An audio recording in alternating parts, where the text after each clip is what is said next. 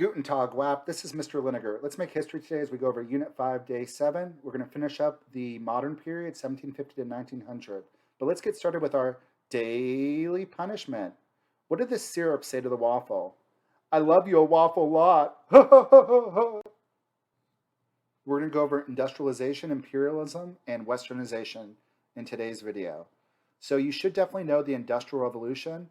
The first Industrial Revolution starts in England. They have good natural resources like coal, canals for transportation, waterways, rivers. They're going to use the waterways at first as a source of energy in the first Industrial Revolution, where they'll create textile factories. They switch from the putting out system to textile mills, textile factories, where they use the currents of the river. The English geography will be very important for the first Industrial Revolution. The English will do the Enclosure Act, where they start using barbed wire and plotting off land. A lot of small farmers are going to have to sell their farmland. They're going to move to the city and become the first industrial workers. England has a history of capitalism where people can create businesses, and democracy, which is going to help out. In England, you'll have mill towns develop, where like the factory owners will create towns that they'll force the workers to live in. A lot of times they'll pay them in script. They won't even pay them in real currency. They'll force them to shop at their store to keep them constantly in debt. They'll have to live in their apartments they build, which are called tenements. You have important inventions created during this time that increase productivity, like the spinning jenny, the flying shuttle, the spinning mule, the water power loom. The working conditions were pretty bad in the first and second Industrial Revolution. You'll have like extreme poverty. There'll be no laws to help out workers if they get injured on the job. They would just lose everything. There was pollution, disease. The workers were being exploited. Workers are going to form unions, and some of them will turn to more radical political ideologies like socialism and communism. You should know the differences between the first and second Industrial Revolution. The second Industrial Revolution will be in the 1800s. It'll be in England, but then go to like America and Western Europe. It'll create factories. It'll do like the division of labor and the assembly line, Fordism.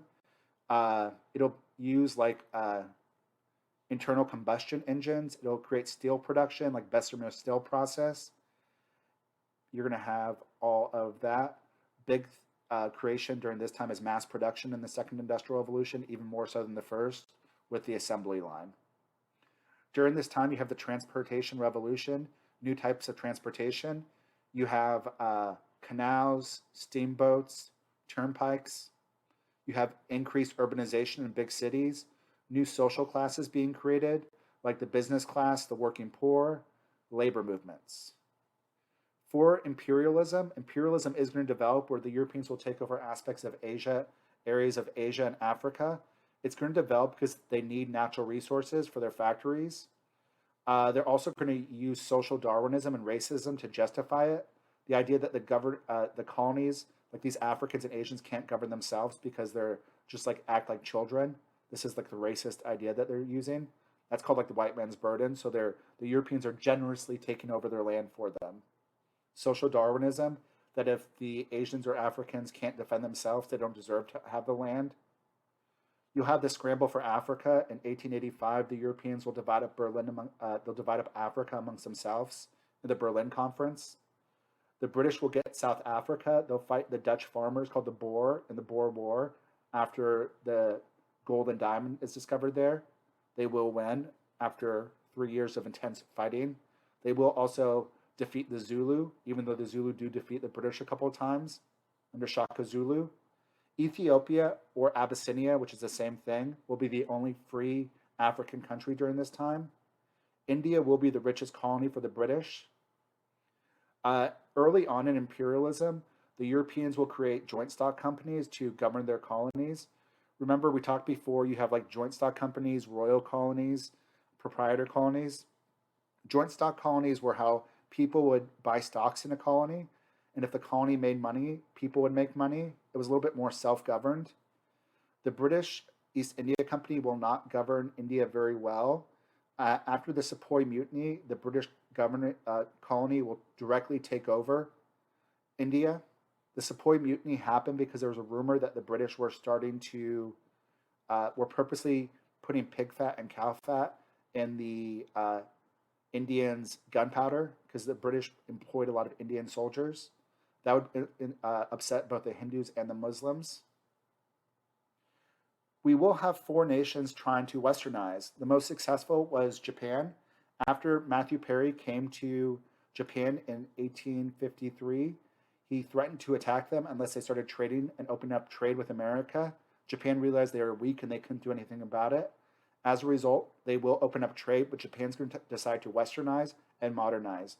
They're going to create huge factories called zaibatsus. Japan will start industrializing. The government will help out with the factories. Japan will become more nationalistic and to start to conquer territory. They'll defeat the Chinese in the Sino-Japanese War. They'll defeat the Russians in the Russo-Japanese War. And the whole period of industrialization is called the Meiji Restoration. Japan also creates a constitution, the Constitution of 1889. It does create a constitutional monarchy, but really the generals had a lot of power there. Only 5% of the population could vote. Russia will be the second most successful society in westernizing. In the 1820s, some Western officers Russian officers who were influenced by the West, will try to overthrow the Tsar. The Decembrist uprising. It will not be successful. Russia will lose a war against the Ottoman Empire, France, and Britain in the Crimean War. Their army will do really poorly. This is going to make Alexander II realize he needs to modernize Russia. He's going to free the serfs in 1861. He will also allow local councils, zamstas, to have a little bit more power. He'll try to modernize the army and the navy for Russia. Honestly, Alexander II was a reformer. He was moderate. He'll be assassinated by anarchists. And after that, his son is going to get rid of a lot of his reforms. And Russia's going to go back to being very conservative and reactionary. His reforms will not stick. Even though serfs are freed, they still are very poor. They have some land, but they're still they don't really have any political power. There's no political modernization. There's more radical groups pushing for reform in Russia, the intelligentsia. There's socialism developing Russia, communists. There'll be an uprising in 1905 after Russia loses the Russo-Japanese War. Some people were actually protesting to support the Tsar. The army will fire on them anyway in Bloody Sunday. That's going to lead to the revolution of 1905. The Tsar, Nicholas II, will promise to make reforms, create a legislative branch. He creates the Duma. But as soon as the revolt settles down, he's going to try to get rid of as many of the reforms as he can. And Russia's going to kind of stagger on until the Communist Revolution in 1917. China will also try to reform during this time. China is going to realize pretty quickly that they were not as powerful as the Europeans. China was trading tea for the British, but they would only accept silver, which was bankrupting the British economy. The British are going to have their merchants on the DL start selling opium to the Chinese to get their silver back. This made the Chinese very upset because the British were basically having their country become drug addicts. The British will defeat the Chinese in the Opium Wars. They said it was a war over free trade, quote unquote, and the British will get Hong Kong as a result. Queen Sixi was the Empress Dowager. She refused to do any reforms for China. She made a ship out of gold. She's going to assassinate her son, Prince Gong, who was trying to reform China. She will support anti-Western movements like the Boxer Rebellion, but she's one of the things that prevents China from reforming. European countries, Japan and America, not America, but European countries, and Japan will start to divide up China in economic imperialism in spheres of influence. During this time, like the 1830s to 1860s, there's a huge rebellion called the Taiping Rebellion. One of the people claimed to be the brother of Jesus. Like, a lot of people died, tens of millions of people died in the Taiping Rebellion. They wanted to make China more westernized, get rid of Confucianism. You also have the anti-Western Boxer Rebellion where they started killing Westerners. This caused the Westerners to land an army in China and take over even more of China. Sun Yat-sen in 1911 is going to lead a Western rebellion. He wants to make China like Japan. He's going to overthrow the Qing dynasty and the last Chinese emperor, Puyi. Lastly, the Ottoman Empire is going to try to reform. The group of young reformers in the Ottoman Empire were called the Young Turks. Under the Selim III, he will try to take away power from the Janissaries. He will be killed in the Janissary revolt. Later on, Muhammad II will overthrow the power of the Janissaries. He'll do a series of reforms from 1839 to 1878 called the Tanzanite Reforms. It'll do military reforms. It'll create a constitution in the Ottoman Empire. It'll try to modernize society. It will not give any rights to women, and it really won't fix the economic problems the Ottoman Empire has, however. The Young Turks will overthrow Abdul Hamid, who was a emperor and a sultan in the Ottomans in the 1900s because he was trying to get rid of the reforms. In Egypt, Muhammad Ali will seize power. He'll break off from the Ottoman Empire. He'll try to modernize Egypt. It won't really work. He'll spend too much money on war and wasting on it and trying to conquer foreign land. And what's going to happen also, there'll be revolt in the Sudan. It'll be against the British. The Sudanese Muslims will be upset. They're upset that the British took over Egypt. They're upset that the British are trying to ban the slave trade of the foreign influence that is in there. There'll be a number of year war where they will kick out the British from the Sudan. The Mahdi will.